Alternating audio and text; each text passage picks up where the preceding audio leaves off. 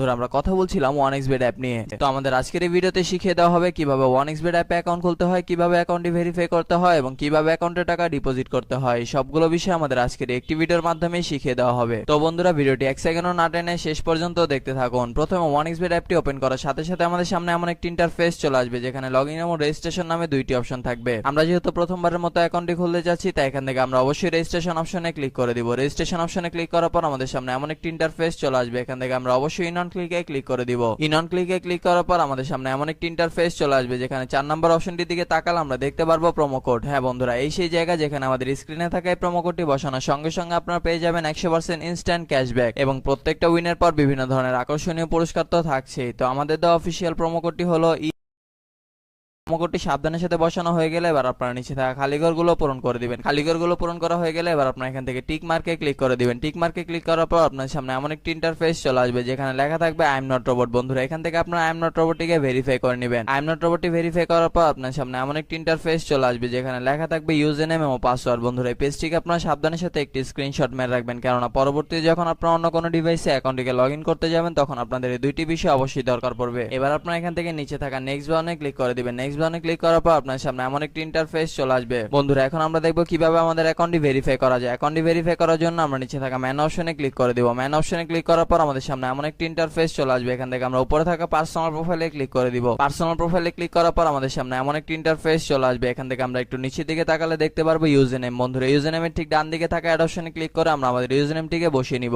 এবার ইউজার নেমটি বসানো হয়ে গেলে ঠিক একইভাবে আমরা আমাদের ইমেলটিকে এখানে বসিয়ে নিব। এবার ইমেলটি বসানো হয়ে গেলে ঠিক একইভাবে আমরা আমাদের ফোন নাম্বারটিকে বসিয়ে অ্যাকাউন্টটিকে ভেরিফাই করে নিব। ফোন নাম্বারটি বসিয়ে অ্যাকাউন্টটি ভেরিফাই করা হয়ে গেলে এখন আমরা দেখব কিভাবে ভোটার আইডি কার্ডের মাধ্যমে আমাদের অ্যাকাউন্টটিকে ভেরিফাই করা যায়। এই জন্য আমরা উপরে থাকা ফিল ইন পার্সোনাল ডাটাতে ক্লিক করে দিব। ফিল ইন পার্সোনাল ডাটাতে ক্লিক করার পর আমাদের সামনে এমন একটি ইন্টারফেস চলে আসবে যেখানে লেখা থাকবে first name, surname, middle name, date of birth, place of birth, reason. বন্ধুরা রিজন আপনি এখান থেকে অবশ্যই বাংলাদেশই সিলেক্ট করে দিবেন। সিটি আপনি যে সিটিতে থাকেন সেই সিটিটি আপনি এখানে অবশ্যই বসিয়ে দিবেন। রেসিডেন্ট অ্যাড্রেস হচ্ছে আপনার বর্তমান ঠিকানা যা আপনি এখানে সাবধানের সাথে বসিয়ে দিবেন। ডকুমেন্ট টাইপ হচ্ছে ন্যাশনাল আইডি কার্ড। সিরিজ বন্ধুরা সিরিজ আপনি এখান থেকে অবশ্যই 1 দিয়ে দিবেন। ডকুমেন্ট নাম্বার হচ্ছে আপনার ভোটার আইডি কার্ডের নাম্বারটি যা আপনি এখানে সাবধানের সাথে বসিয়ে দিবেন। ডেট অফ ইস্যু হচ্ছে আপনার ভোটার আইডি কার্ড প্রদানের একটি তারিখ যা আপনাদের ভোটার আইডি কার্ডের পেছনে পেয়ে যাবেন। Issued by Bangladesh government. বন্ধুরা সবকিছু ঠিকঠাক থাকলে আপনারা নিচে থাকা টিক মার্কে ক্লিক করে দিবেন। টিক মার্কে ক্লিক করার পর আপনারা দেখতে পারবেন আপনাদের অ্যাকাউন্টটি ভেরিফাই করা সম্পূর্ণ হয়ে গিয়েছে। বন্ধুরা এখন আমরা দেখব কিভাবে আমাদের অ্যাকাউন্টে টাকা ডিপোজিট করা যায়। অ্যাকাউন্টে টাকা ডিপোজিট করার জন্য আমরা উপরে থাকা ডিপোজিট অপশনটিতে ক্লিক করে দিব। ডিপোজিট অপশনে ক্লিক করার পর আমাদের সামনে এমন একটি ইন্টারফেস চলে আসবে যেখানে লেখা থাকবে কোন কোন মাধ্যমে আমরা তাদের সাথে টাকা লেনদেন করতে পারবো। আমরা যেহেতু আজকে বিকাশের মাধ্যমে তাদের সাথে টাকা লেনদেন করতে যাচ্ছি তাই এখান থেকে আমরা অবশ্যই বিকাশটিকে সিলেক্ট করে দিব।